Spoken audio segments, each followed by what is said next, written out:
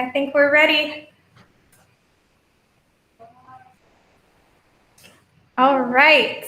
Apparently we are live. Let me not drop my notes already. So hi, everybody watching on YouTube, and hi, everybody here in the gallery. Hi. So we are here with the closing reception of Demilitarize portfolio with Just Seeds and Dissenters, printed by Hoofprint Chicago. I am Rachel Heberling, the Executive Director of Frontline Arts, and we are here at the Frontline Arts Studio in New Jersey. I am wearing a pink and yellow rainbow striped shirt. I have green hair and fair skin, and I'm here in person with a number of people, and we also have several watching live. So thank you for joining us. So Frontline Arts is a 48-year-old nonprofit arts and cultural institution. We have studio services in paper making and print making. We have studio rental, and we have classes for adult and youth. And one of our main programs is Frontline Paper, which for a decade we have been helping veterans to turn their military uniforms into pulp, into paper, then into prints and words and images, to reclaim their stories and to communicate them with the public. And we have also adapted this model to the Migration Project, working with immigrant populations, and the Scrubs Paper Project, working with healthcare workers and the general public.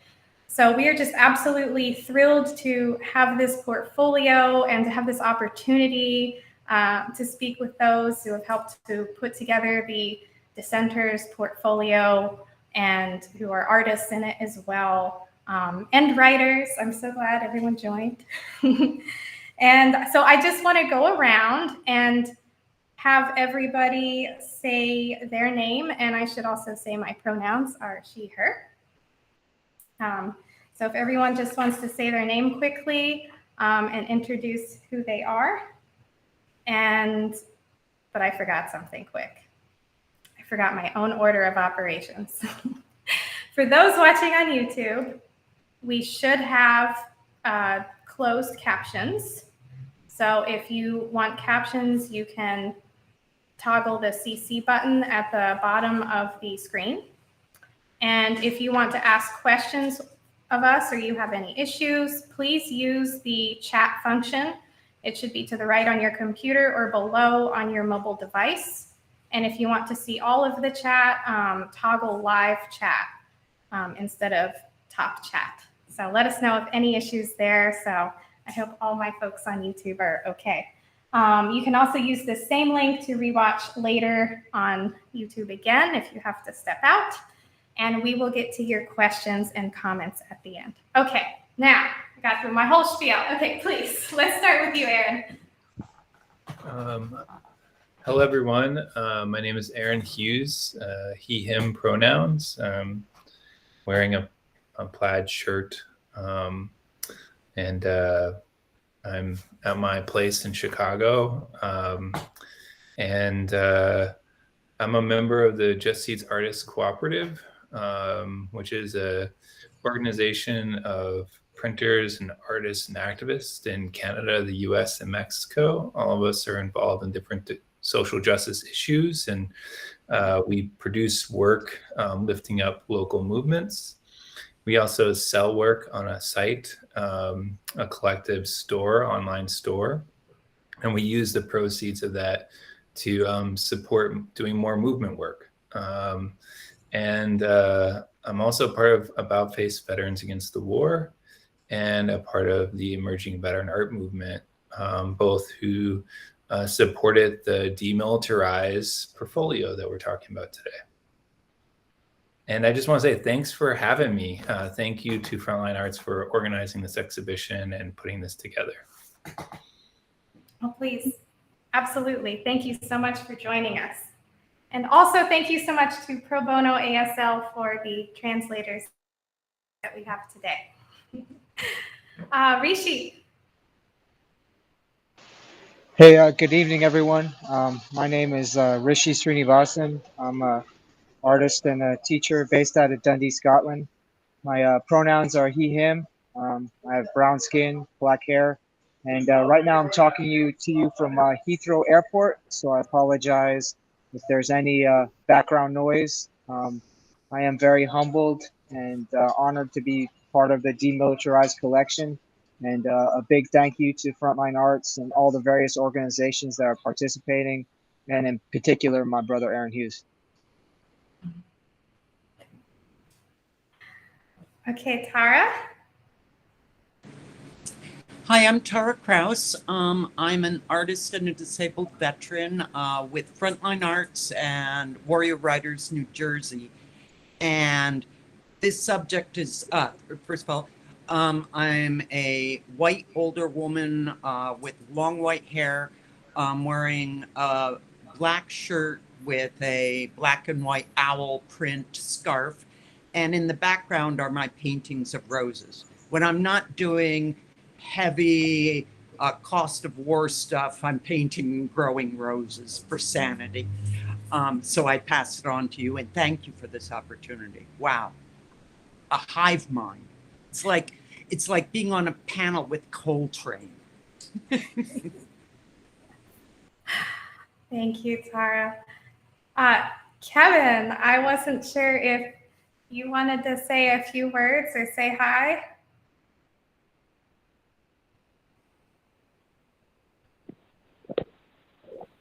Hi, I'm Kevin Basil. I'm a facilitator with Frontline Arts. I'm a writer. I also work with Warrior Writers. He, him pronouns. I'm wearing a red t-shirt. I'm Caucasian, wearing glasses and a ball cap. Yeah, it's great to be here today, and I'm calling in from Ithaca, New York. Awesome. Thank you so much, Kevin.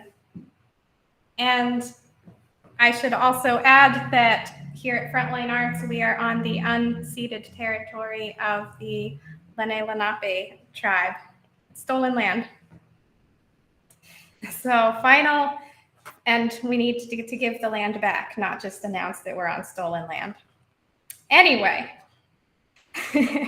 so I would like to get in the first question or the first subject. I would really love for Aaron to talk more about the background details of the demilitarized portfolio, how it came about working with Just Seeds and Dissenters to put it together, how it was printed, where it's been, your experience in putting it together. A lot of people have been asking questions here at the studio, also about the design of it and how the artists worked with the printers to get everything together. So basic intro of the portfolio, if you would like to go ahead.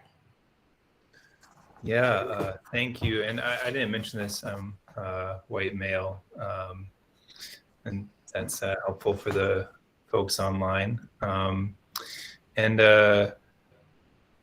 This portfolio emerged out of the exciting work of a group of youth. And a number of BIPOC youth and students that were really concerned with the growing militarism in our society. Started an organization called the Dissenters.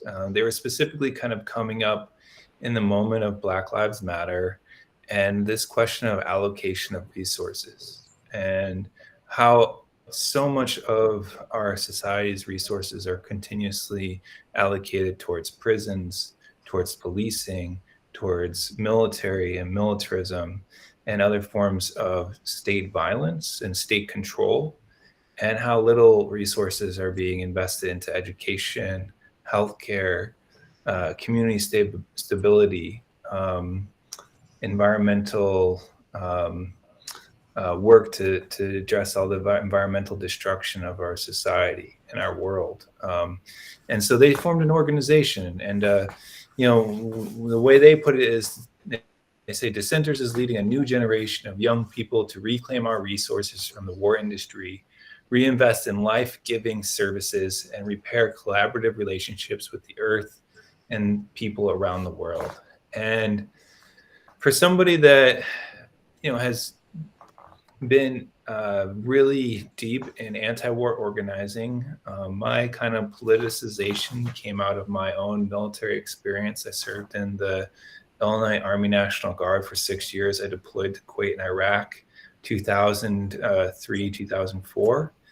And that was a radicalizing experience in which kind of all of the ideas about American exceptionalism collapsed, and all those contradictions emerged, and art and activism became my way of responding.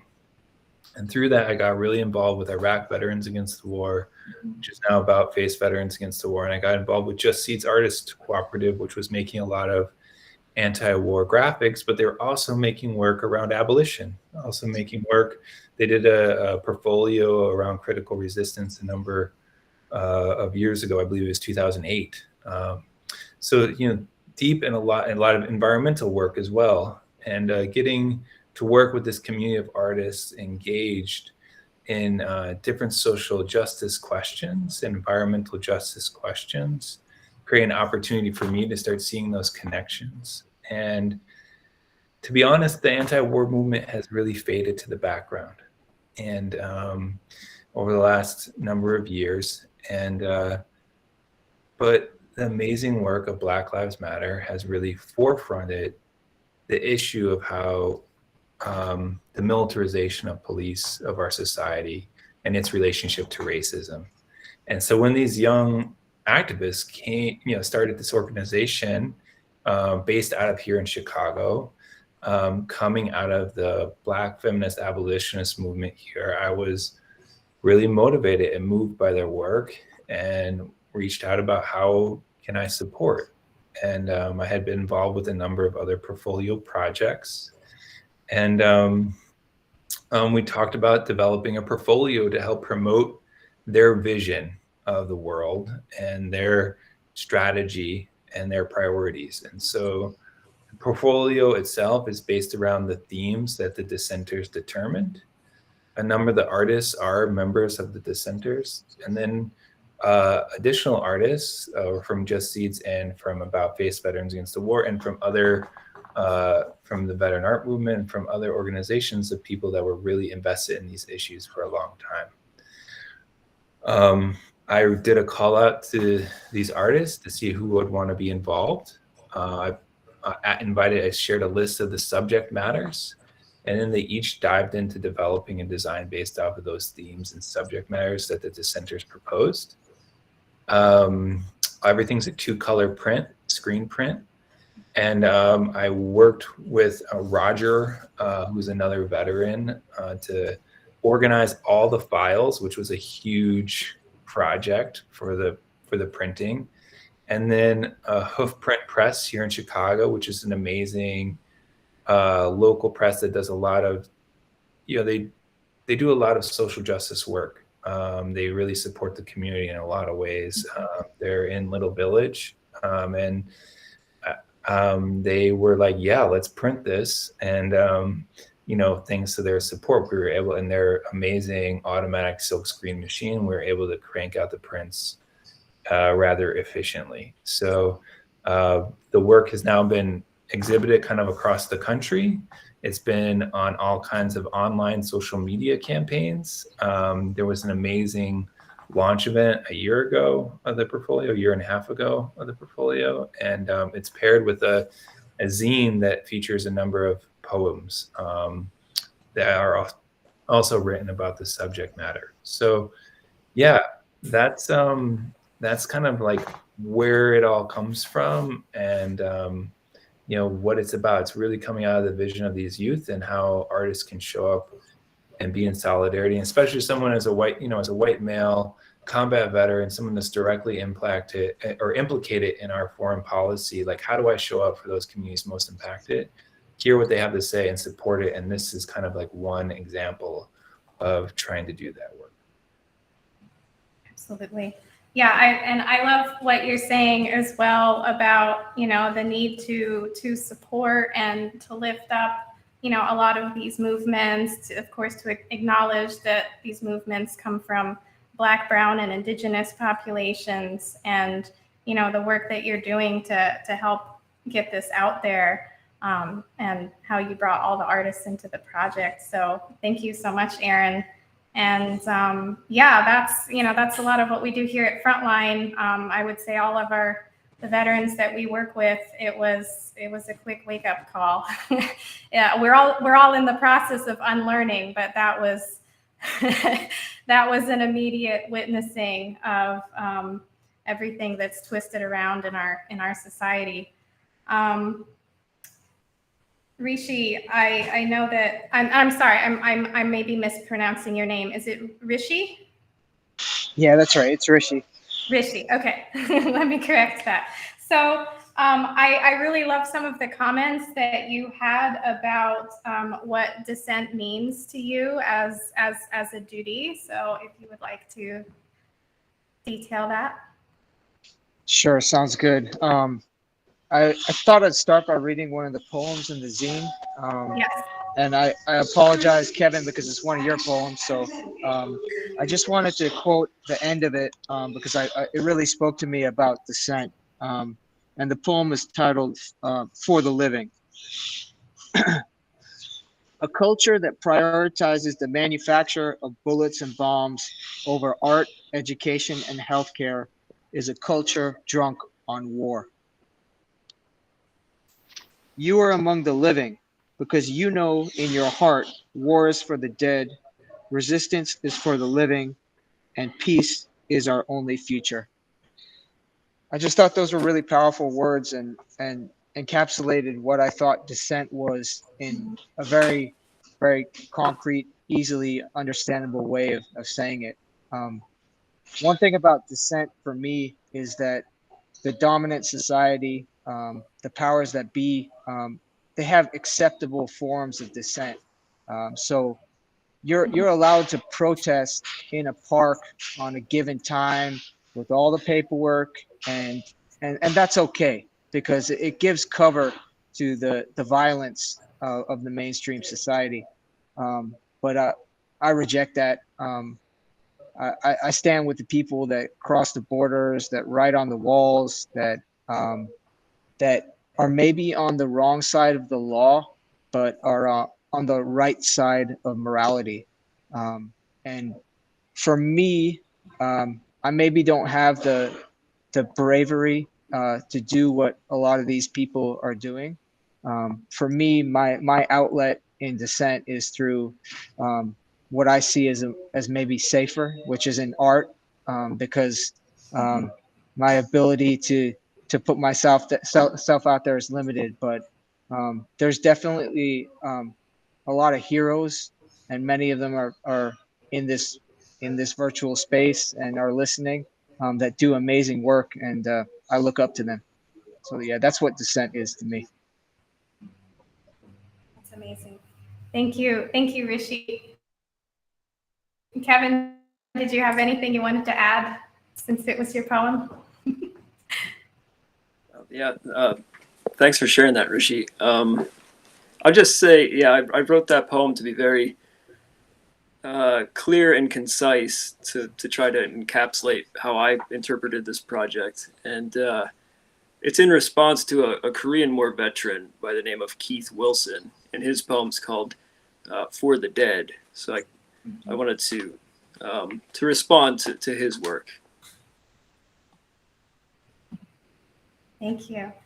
I think what was said is a great topic to lead into more about this portfolio and how and why. It's something that my staff here and I have been talking about a lot this past week. What is the role of art, and what is the value of yelling and going to protests and holding signs, and how honestly at this point it sort of seems like a trap, and also like not physically being able to handle that in the moment, and just a need for self-care and self-reflection for a little while, and just to make art about it. I mean, it's so cathartic for those of us who communicate in that way, but it also puts issues into into images and into words, and I think is really just such a great language for, trying to get these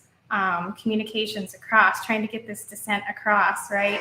And so I just think this is such a great example with this portfolio. I'm sorry if you hear the train. Sorry about that.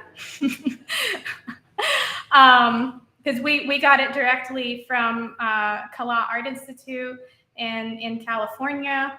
And I have to give a shout out and a thank you to Amber Zora for connecting us. And but we also know Rishi and Aaron and Kevin. So thank you again for working with us on this. And Tara, of course. So I think that could lead to another topic. And Rishi, I changed my wording because I realized that it was probably misunderstood. But so I changed it to if. So I wasn't convincing anyone to be working with capitalism because it's good, but I'm just saying that we are kind of stuck within the constraints of this system, right? So we're nonprofits, of course, and so I was just on a panel about this the other week, and how everything we do is for the community and of the community, but when everything is so like funding centric and can be donor centric, and how to constantly try to be like pushing back against that system to keep everything as a grassroots movement, right? So what can we do? What does this art do? What do these movements do working within the constraints of the pressure we're under daily with capitalism and the military industrial complex? If anyone wants to jump in to any aspect of that, please. Big question.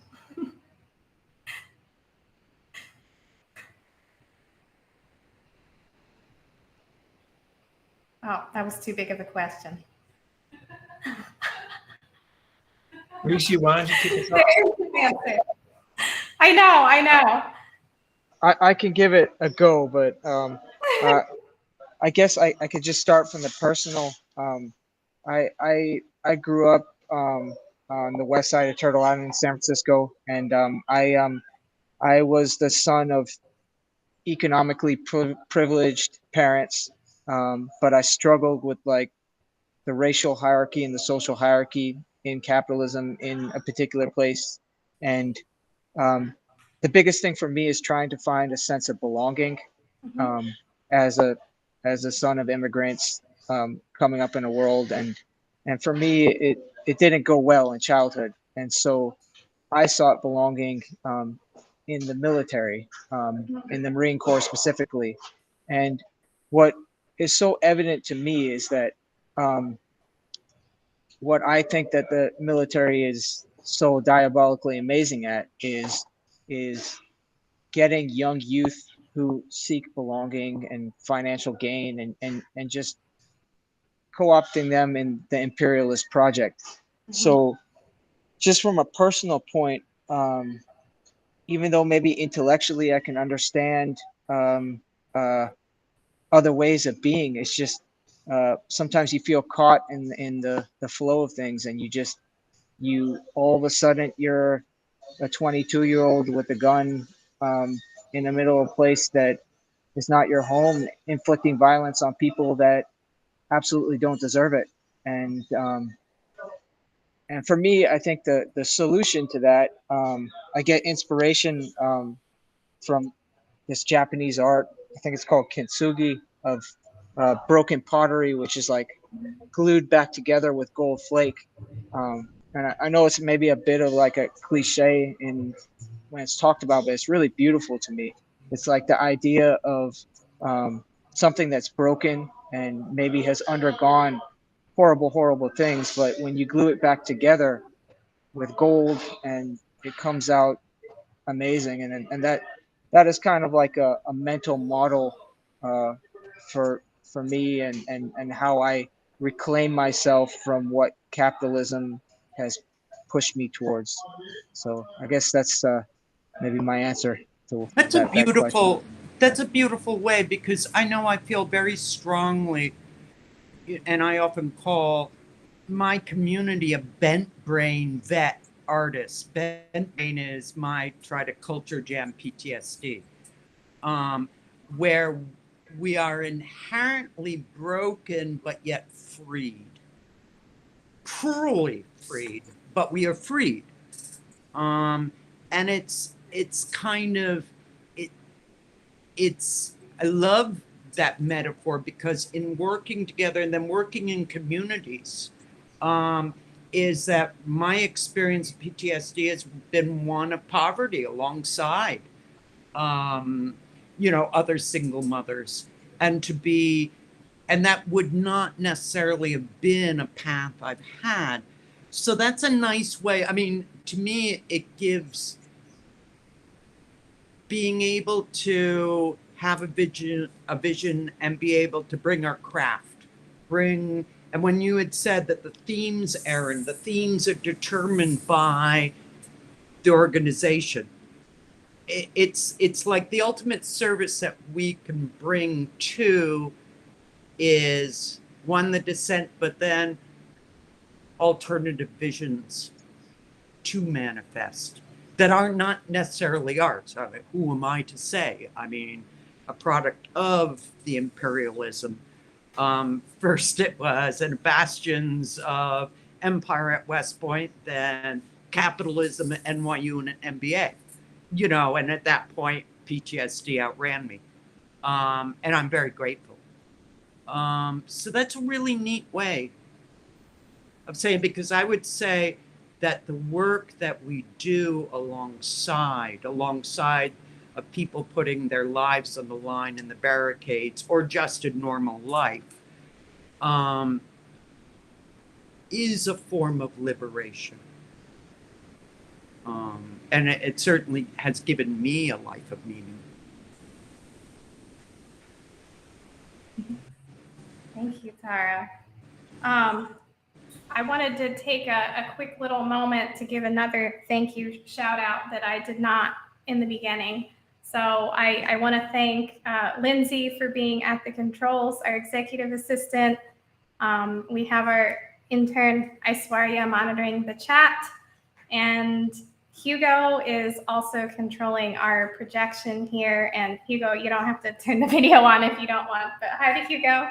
And he helped us put together a lot of these questions as well today. So thank you for that. Hugo's our content editor. So I think some of that leads, like, what do we do? What are steps? What are next things we can do? I really liked the topic of, a lot of the works in the portfolio talk about global unity between the planet and its inhabitants and stewarding the land, the importance of indigenous sovereignty. And I really think that goes, back to the root of, the beginnings of what is called the United States of America and what we're talking about, inflicting violence on people on foreign lands. So I didn't know if anyone, like Aaron or Rishi, if you wanted to talk about those works in the portfolio that touch on that subject, or the artists that you worked with that made work about it.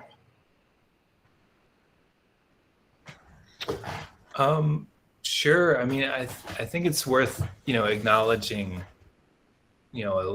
so many artists contributed, from Hoofprint, Liz Bourne helped coordinate it. And then Timmy Chu and Nadine Darwish and Alex Ding and Asha Ransby Sporn and Roger Orthago Jr. All helped organize the project. And, if there's some of the pieces that really stand out to me is this one by Alec Dunn, the domestic and global piece.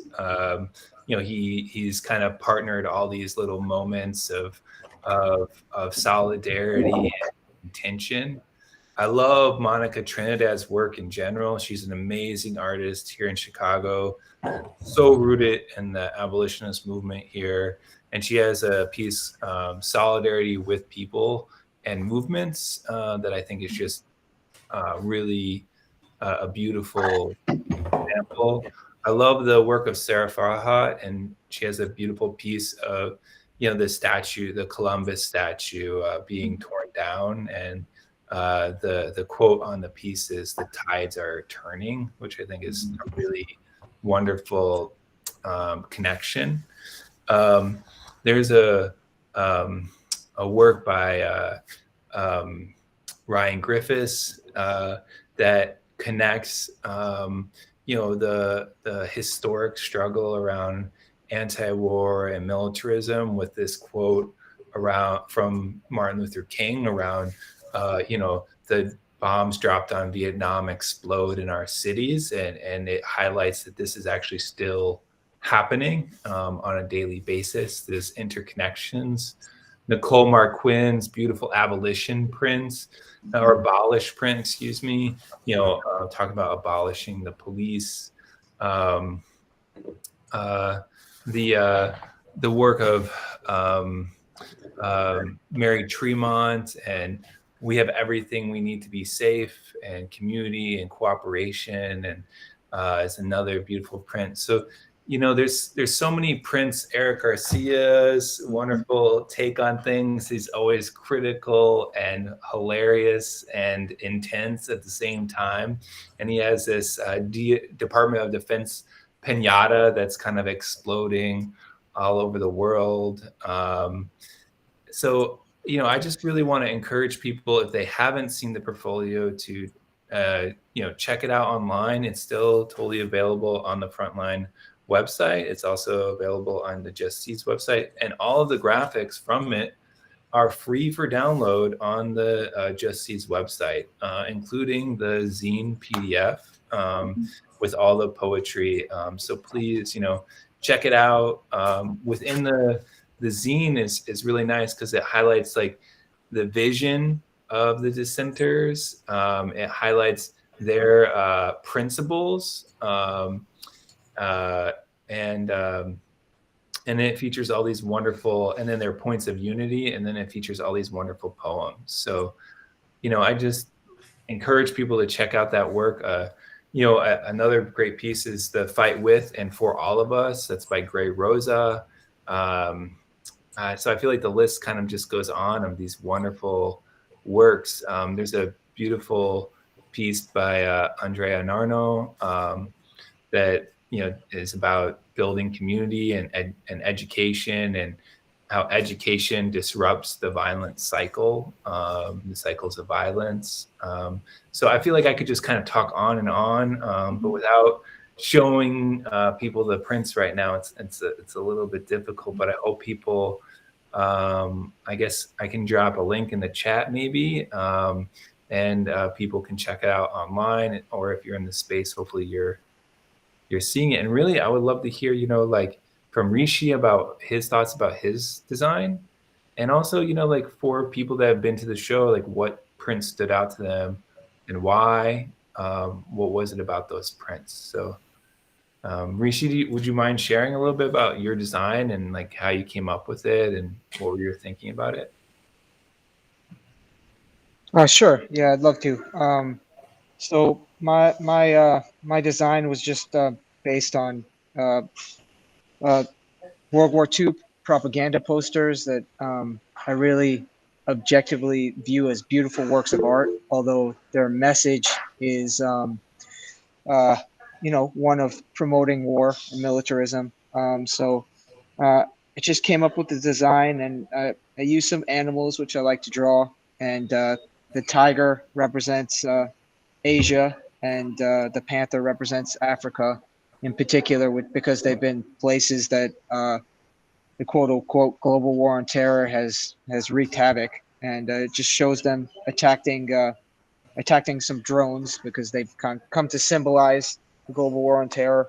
And my message is simple, one that is not really a new, but just make art, not war. Because for me, it's really been I think Rachel used the word cathartic. That's exactly what it's been for me. It's helped me kind of recover the more compassionate, empathetic version of myself, and be a more authentic person in the world, as opposed to the armored, rigid person that the military makes you into. So yeah, I mean, just participating and seeing all the posters and how they came out, and the way that so many people participated in organizing it. Yeah, it's just been an amazing experience, and I'd encourage everyone who hasn't been able to check out the work that's there. Just do it. Just go check it out. It's been really good. Great. Thank you so much. Yeah, I was going to say that it's here in our gallery. This will be the last week for now in Branchburg, but obviously go to the original site at Just Seeds, which we have right up front and linked on our page. So we also have the full gallery of images from the Just Seeds website, so you can see at either place it'll be up. And I absolutely love that Just Seeds does that they have free downloadable graphics for any movement, anything you need, including this whole portfolio. I just saw some amazing new ones dropped over the weekend. So I want to commend you all for doing that wonderful work for the people. Could we ask, how did that come about? How did that practice come about? Because it's amazing, because somebody sitting wherever can then have the art. It's almost like a gift economy. But I don't want to. How did that come about, Erin? You know, that as a component of the portfolios.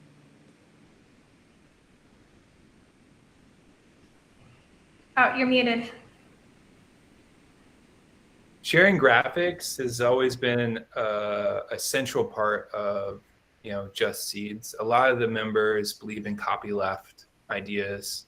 I know that's more complicated as we ask questions around power and privilege. And so, there's a lot of, each member kind of determines their own relationship to those things. But, for a long time, there's and coming out of, the 1960s and 70s, for a long time, when people were making political graphics for movements, people wouldn't even put any kind of authorship, because they considered the work, regardless of where they were coming from, to be a part of the movement.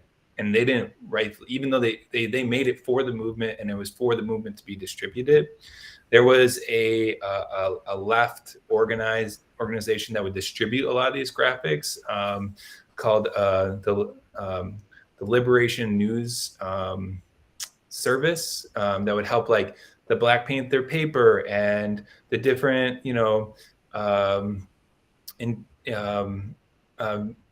GI papers that were out there, and the different community papers that were out there, and the different Indigenous and Native American resistance papers that were out there, the Red and Black liberation movements. They would all share graphics, and they would do that through this news service. And so I think that kind of inspired a lot of the first members of Just Seeds. And they created graphics in news packets that people could sign up to get mailed to them. And that was back when distribution would happen, when you would get like a catalog, or in the back of a zine, you'd see like mail order. It was all like mail order stuff. And Just Seeds, kind of came out of that moment of mail order, and right when the internet was kind of starting to grow, and the whole idea of the internet being a space of distributing work. There was this idea of it not being about like you subscribing or you like paying for every download or whatever it is. It was about distributing knowledge and sharing knowledge and building power amongst the people. And so that kind of culture kind of maintained throughout the group. And so every time we've done a project, we're always asking the artists, like, as a contributor, is it okay that we make it downloadable and accessible? We ask that, we say specifically, it's not, for, if people want to use it for like marketing and things like that aren't related to a movement that people ask, and all the rights still belong to the individual artists. But the idea is that we want this work to be out there and those artists to be acknowledged, but those, more importantly, it's like you said, it's about being in solidarity with these movements. And this is a way to do that, is through the graphics and through the works, which, I feel like every time I turn around, there's like you know, artists are doing this work, and also movements need this work. You know, like movements need to tell their stories, and also it becomes a way to hold these stories, because you know, without this like kind of material history, a lot of times you'll see within, you know, movements, people's movements, that a lot of our history is lost. You know, because it's not a part of the canon, it's not a part of the dominant narrative, and so it disappears. And you know, the ephemera, these posters, these graphics become a way to tell that history. And you know, over time it will be a way to, like, for people to look back 10 years from now and talk about how, well, this is happened when the dissenters found it, and this is what they were thinking, and this is how their ideas have evolved, and this is how we can learn from them. And I think that is a really important, crucial thing that art kind of becomes. That's a lifeblood of holding history. Wow. That's amazing. Thank you. Thank you so much, Aaron. Yeah, and I love your description of the history of the mail order, and you know how everything was just like free communication, free use for all. And I really think that that is also just the root of printmaking. You know, printmaking is art for the people. It's easily reproducible. It's supposed to be accessible to all. So I just love how you're full circle, using the medium as it should be. One of the first books that Fabiana Rodriguez and Josh McPhee edited was called Reproduce and Revolt. Yeah. And, you know, it was all about sharing graphics and reproducing graphics and revolting, and this idea of like utilizing them for different movements. Mm-hmm. Yeah, absolutely. And on that note, we had another insightful question through our staff in preparing for this too, was sort of the retro look of a lot of these posters. I mean, some of them certainly reference like early war propaganda posters, and some more through the era you were talking about in the 70s with what's being mailed. So I wondered if you could speak at all to the overall look and design of the posters and the referencing. To me, it's also sort of like a reclaiming of propaganda, and also how you think that that connects with younger generations today. Again, sorry, another big question, but take any piece you want and run with it. Rishi, you directly talked about that. Do you want to Yeah. talk about that some more? Well, I mean, I would just say that I wasn't involved in the organizing of it, but I do see that like there is a theme in all the posters about how they reference the era that Aaron talks about, like the decolonial and civil rights era. All those posters are just so beautiful and so powerful, even to this day. Like when I look at them, I can feel the sense of movement in society, and I hope that these posters are doing a small part to create a sort of movement. And then, like I mentioned before, and like Rachel mentioned, like the war propaganda posters, like you can't deny their artistic beauty and the way that they were able to captivate a population. And so it's just about trying to do the same thing in maybe a different direction. And I think the posters that Aaron highlighted in particular, like there's just some amazing works of art that when I look at them, I'm just like, wow, it's really able to get all these complex ideas about solidarity and justice and just what's the word, crystallize it in a single image in a beautiful way. Yeah, exactly. And again, to the same means, just being able to very impactfully get a message across quickly to anybody and everybody, you know, even just visually. So really, really stunning designs that do that. Tara, I thought that this would be a great place to ask your question, which is kind of one of the final-ish questions we have in our internal run here. So if you'd like to go ahead. Sure. It's one is, and I'm so glad you said that the themes, you know, talking about the process, because you guys continually create as a cooperative alongside communities in struggle, you create magic. I mean, I am amazed at the complexity of ideas that you create. And how does that happen? How are you all able to routinely and across time of Just Seed's evolution do it? What's the recipe? I don't know if I can answer all the totality of Just Seed's history, because I'm not one of the OGs. I was brought in after they had well established themselves, and then I was honored to help bring in some new people as well. And to me, the strongest thing is that is the diversity of voices, and lifting up the different visions that people have. And every time I organize portfolio, there are a few graphics that I'm like, wow, that is amazing, on point. It's just like perfect. And then there's some I'm like, is that right? Is that the right way to talk about this? And then I'm always blown away that, like, no, it is the right way. And it reaches, it's like my assumption about what communicates out there, it's like, who am I to make that decision? And I think really allowing for the diversity of the group of artists responding and the visions of those organizations on the ground, like, what is it, their vision is always the driving kind of factor. Artists in Just Seeds do make their own work kind of autonomously, right? And then are invested in different issues and subjects personally. But when we work with organizations and movements, we really start with like, okay, like, what is your message? Like, what are your themes? What is the subjects that you want conveyed? Can you break that down into 2 to 5 words? Can you give me like 10 2 to 5 word phrases that you're trying to communicate? Oh, and then interesting. Out with the artists, and like we ask them, can you share links to like things that relate to the actions, mobilizations, right?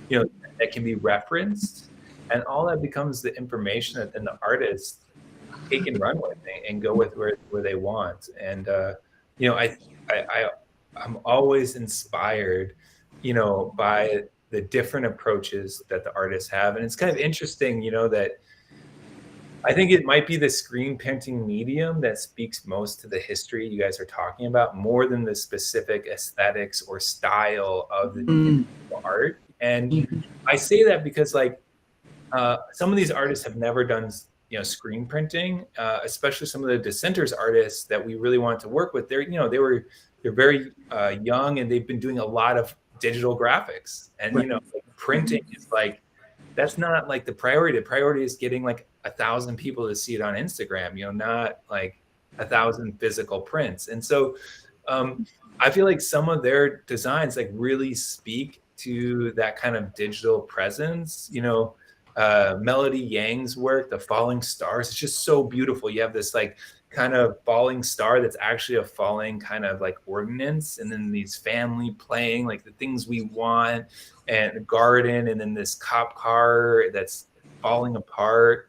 The kind of really blunt, well, I guess just speaking more to like some of the younger artists that contributed to the project, like Claudia Q, who did that Reinvest in Life, Divest from War piece. We have everything we need to be safe.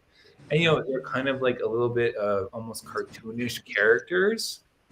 And I feel like, that really, she does a ton of like these digital animations that are for online. And so, like, she was really speaking, when it talks about speaking to the youth, like, she knows how to do it. And like, that is like, this a specific style that speaks to a lot of people.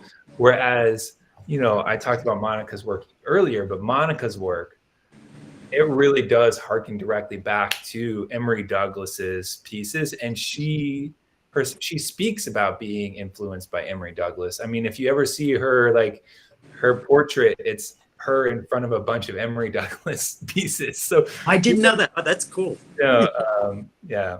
So, those historical connections are there through the movement, through the inspirations, and then also, those like what these youth and what these students and what their visions are, that is there as well. And having those together, I think, is really where the synergy comes about. And that kind of happens throughout Just Seeds projects. Right. There's a second part of this, and this is from my own path in the last 5 years.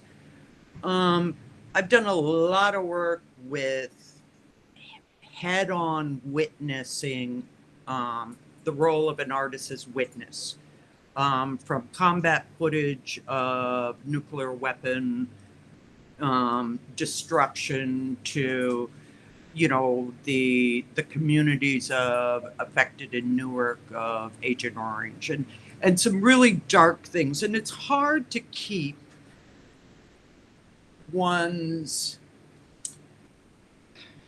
an airiness of resistance over a long term when we're just doing the darkness of witnessing war. And what I see the approach of Just Seeds and the projects that where hope is manifested. And so my question goes to the dance of witnessing and like out of the human rights community, the documentation of violation, witnessing that. And then how do we change that? How do we bring the hopes and the struggle and show it? Does that make sense? Yeah, in Reproduce and Revolt, Fabiana Rodriguez directly talks about this subject. Okay. She talks about her experience of being asked to make graphics around different movements, and how people would ask her to highlight the brutality that people had faced. Thank you. Yep. And in that, she says, she talks directly about, it's not for her, she doesn't depict the violence. She wants to depict the people power. And to celebrate the people overcoming that violence and resisting that violence. And that is a theme throughout Just Seeds. We're not, and that's also, you'll see that with Critical Resistance. Critical Resistance kind of puts out a clarity that they don't want to represent chains, and they don't want to represent people behind bars unless they're broken, chains unless they're broken.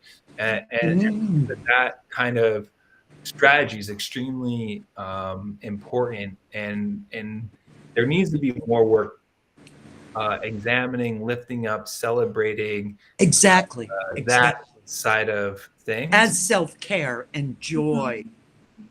And to be honest, like you mentioned a little bit of trauma and stuff. A lot of times, because trauma is often focused on the individual in our society as opposed to collective, right? And that prohibits us from talking about the kind of people power, like the overcoming, the transformative moment of people collectively overcoming the trauma. Right. The individual. Individually, how do you overcome some of these things? It's like insurmountable, but collectively, people overcome. And I think that's one thing that is continuously kind of marginalized. It's that movement, that people's history, and bringing that forefront and forward is really important. Oh, that's like you brought lightning, bam. Yes. I say that and Fabiana, she's like one of my heroes. So mine too. Yeah, I mean, just Yeah. I wanted to second and third that in reading the words of the women of color, Unite Women of Color Against Violence. The revolution will not be funded, with the focusing on individual trauma when it comes to like domestic violence shelters, and focusing on the women and individual victims instead of addressing the issues with the collective society as a whole. You know, it's a constant distraction from the root of the problems. And then also what you were talking about with imagery as well. Tara, I'm so glad you got into that subject. And I'm just, I'm so thrilled to be surrounded by these uplifting images, you know, right now. And just also talking about quickly what's going on right now, and, you know, comments that I've seen about like images of hangers, and just, can we not be re-traumatizing? You know, let's show people overcoming, you know. I don't think that does any good. You're just opening up wounds, and it's not a positive movement forward in making change. And critical resistance, is there work that they've specifically talked about a discussion of images? You can find a lot on their website. Just Seats did a portfolio from them over a decade ago when they had their 10-year anniversary. And I think, you know, their philosophy around imagery has you know, continuously evolved. And I think that they're an amazing group to learn from. You know, they're like the heart of, when I think about like history of abolition in this country, in this contemporary era, they're a group that has been so rooted in that project for a long time, and a group I continually learn from. I mean, that said, I will kind of acknowledge, you know, I work a lot. I teach also at Stateville Prison with the Prison Neighborhood Arts Education Project, and I work a lot with folks that have gotten out of prison, and then also with police torture survivors, and you know, people that have experienced a lot of state violence in really profound ways. And for them, acknowledging that violence and that truth is also really important. And something they always say is they want people to know about that violence and that history, and they want it to be seen. You know, and so there is like this tension, and you know, Just Seats doesn't have a line. We don't have a political position around imagery, but we do preference and encourage this idea of people power image. We call it people power images, which I think, I don't know where that specific language came from, but I think it's within the history of political. Yeah, and nobody's looking to be dogmatic or didactic.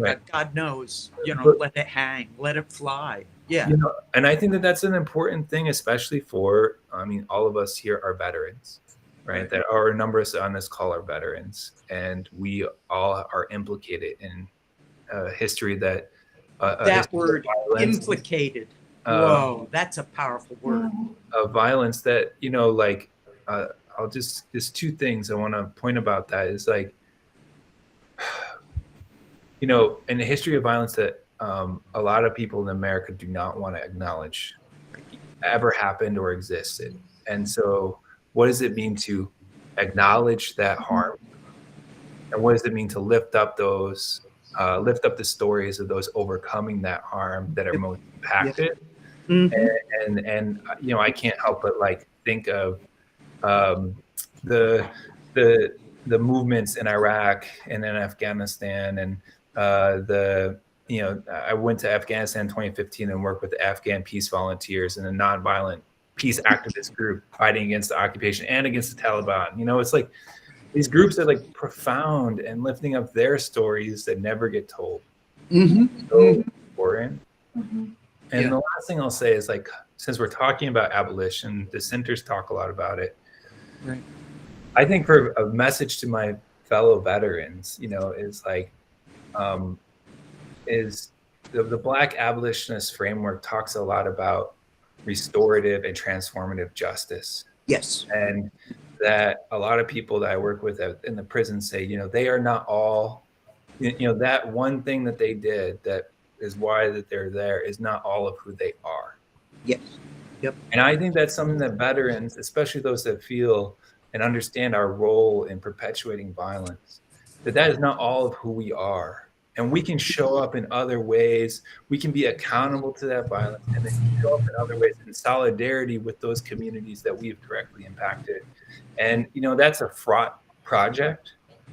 Of But course. I think it's one that is worth investing in so we can all heal. I mean, we're all So we can all, yeah. in this. And so I guess I just share that because there's a lineage, like there's all these folks coming, within the carceral system and coming out of the carceral system that are invested in this idea of restorative justice, transformative justice.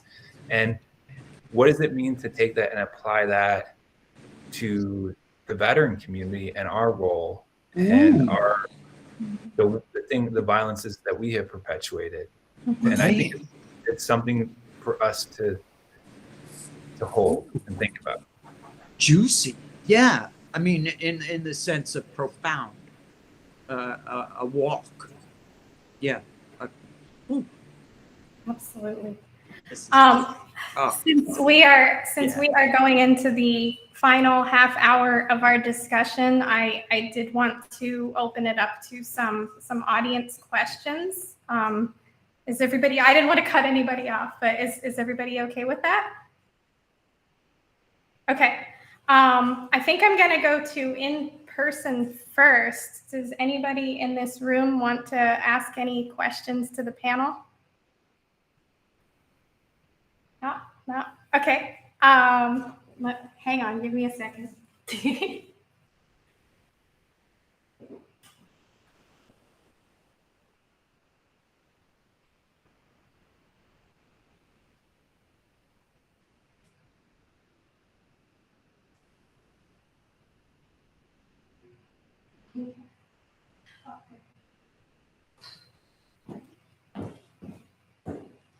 Sorry, just checking with all my peeps here. We don't have any immediate questions, unless Mark, would you like to say? I mean, we'll take comments too. Yeah. So, do you want to come up on screen? Yeah.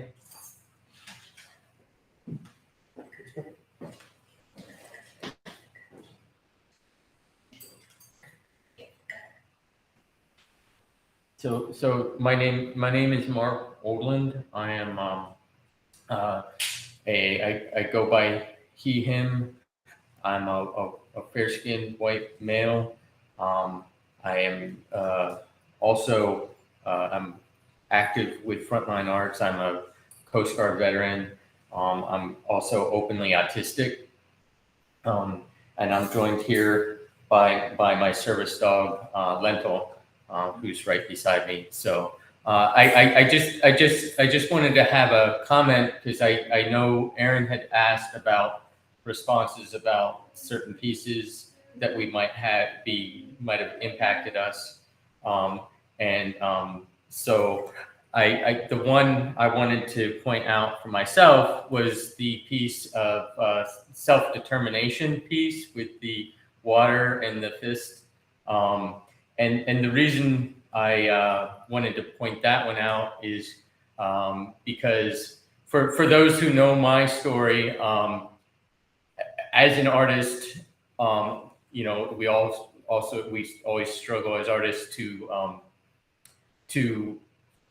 kind of tell our stories through our artwork and to be able to do it so impactfully in one piece is really like the highest thing we could do. And if I'm sort of coming at it from the jealous artist, because that piece tells my story so succinctly in one piece that if I produced it, I probably would stop creating art and say I've done it. so I won't go into the long illustrating it as to just why, but yeah, that really speaks to me and tells a lot about who I am. It's amazing that someone who isn't me could create that piece and do that. So thank you. Thank you so much, Mark. I want to give props to that. Mark is a really amazing artist that works here in our studio a lot, and actually our current artist in residence. I know we're going to have applications for that every year, and we look forward to working with a lot of veteran artists. And there's so many amazing artists out there. But Mark does incredible work that also involves water and puddle jumping amongst his work. He also does work about descent. And we're trying to plan our next rally here amongst our artists, printing for a cause. So thank you for those comments, Mark. Does anyone else want to say anything here? Anybody in the room? Yeah, please. Do you want to come up, or do you prefer to just be a voice? It's up to you. If they can hear me from here, yeah, I guess. Sure, come on. It's fine. Okay. I'm just a little shy and nervous. Oh, that's okay. I can. Yeah. You don't have to be on camera if you don't want. Yeah, I'm Spencer, white male, artist, poet, but I just started getting into activism of arts, and like an idea I was coming to, what arts can do there is, create new visions of the future, new desires for what we can do. The idea of maintenance, like giving hope to the people, realizing how to appreciate what we're doing, what's going on, and destruction, which is like going against these oppressors and trying to unite through this shared oppression. And this is me just realizing it, and then coming to the show, like I just saw it on the website, and it's like, this is the embodiment of the stuff that's really getting me excited right now. So thanks, guys. Thank you. Thank you so much for coming out, Spencer. We really appreciate it. And we're so glad that you got to see the show and it speaks to you. Thank you. What about Hugo? Based upon his research in looking at possible topics. I don't want to put Hugo on the spot, but you got anything, Hugo? Well, he's busy working the controls right now. Thank you, Hugo. So he's got a lot going on, but I don't know if there was anything in particular. I feel like we asked most of the questions, but Can I ask a question of you guys? Yeah, So, absolutely. you, Rachel, Rishi, and Tara, like if you all, outside of your own, would share a print and that you were specifically inspired by, and what about it was inspiring to you? It'd be great to hear that.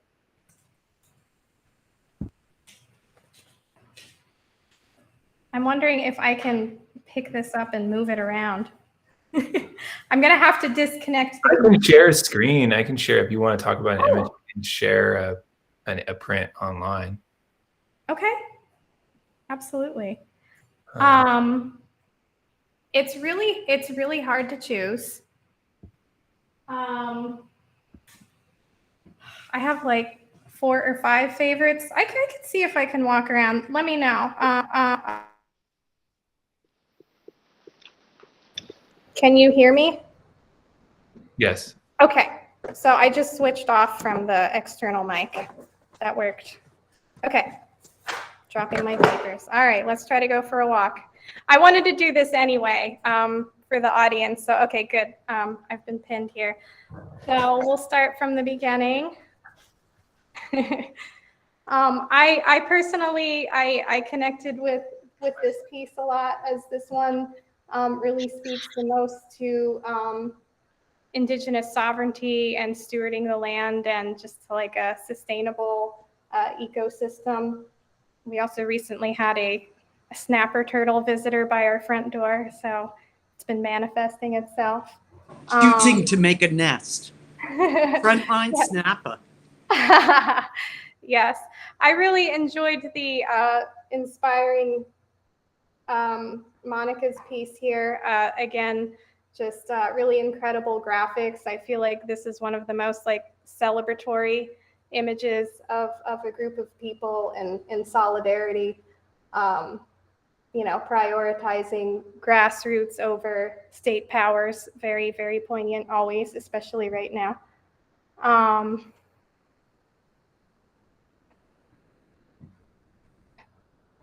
the piñata piece that was mentioned, absolutely. Dark humor. This piece is just really, really strong graphically. It definitely reminds me of a lot of early, World War I to World War II propaganda posters, but just incredible images of guns and corn stalks. Just, I think, really creative and innovative. It's also there's that beautiful print of a bandolier of bullets and the corn. Mm-hmm. Who is her name's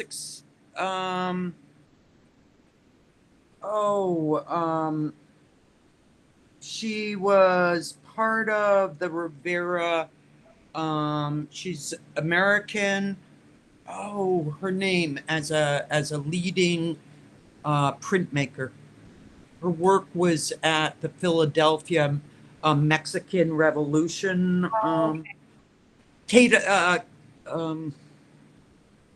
Elizabeth Caitlin?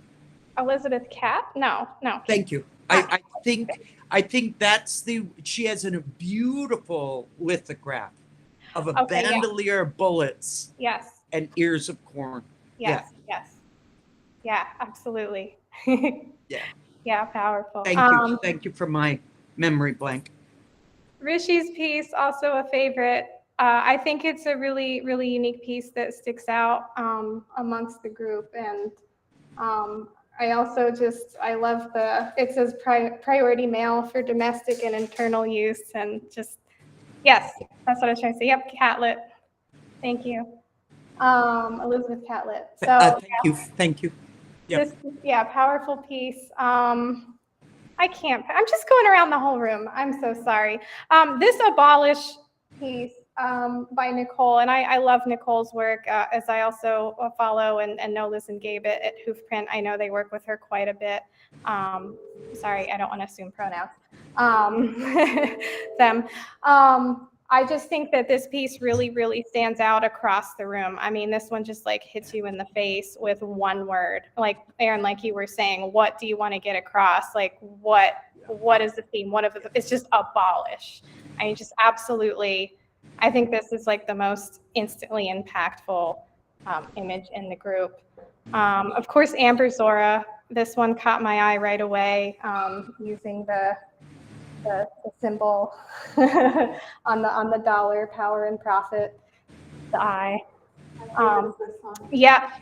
Say hi, Lindsay. Lindsay's been at the controls also this whole time, along with Hugo and Aishwarya.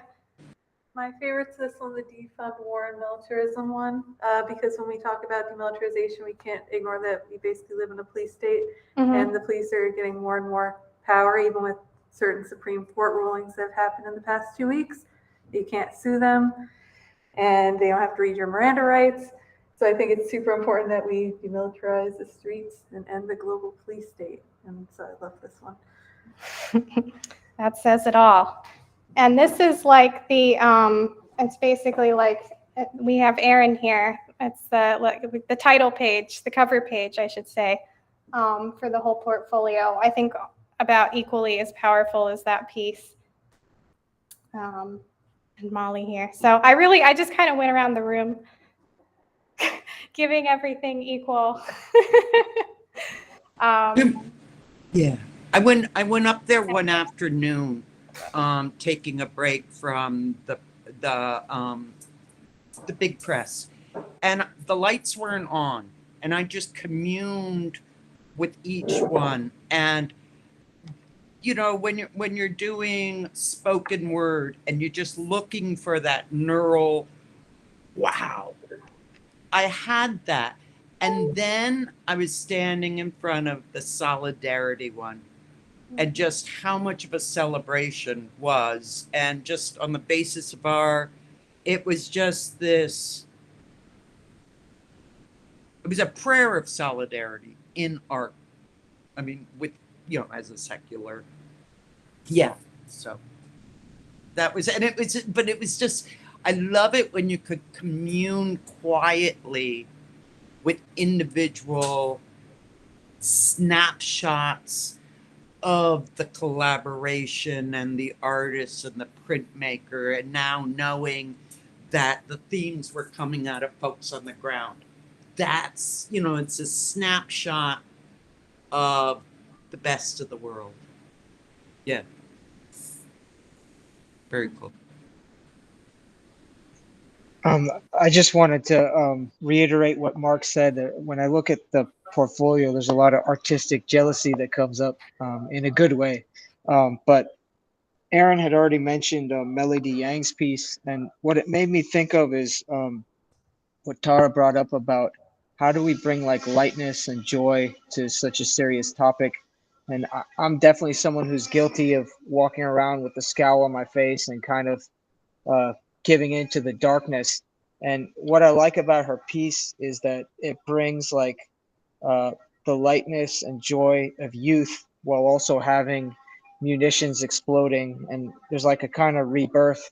And I found it so powerful because it made me think of the fact that the way for me personally to move forward is to look at the youth and see their art, hear their words, and have faith that we're in good hands.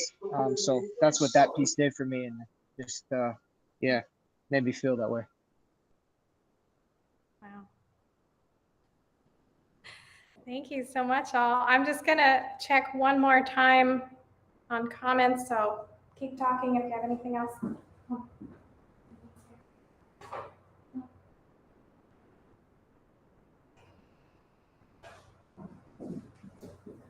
Okay.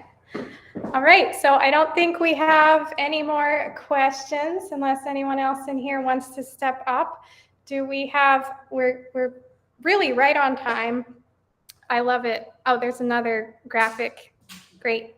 If you want to share. Thank you so much for sharing the Falling Star link. We'll post that on YouTube.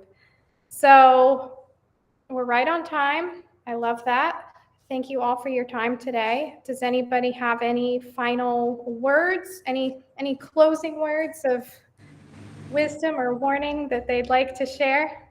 Huge gratitude. Yes. Peak experience. Thank you.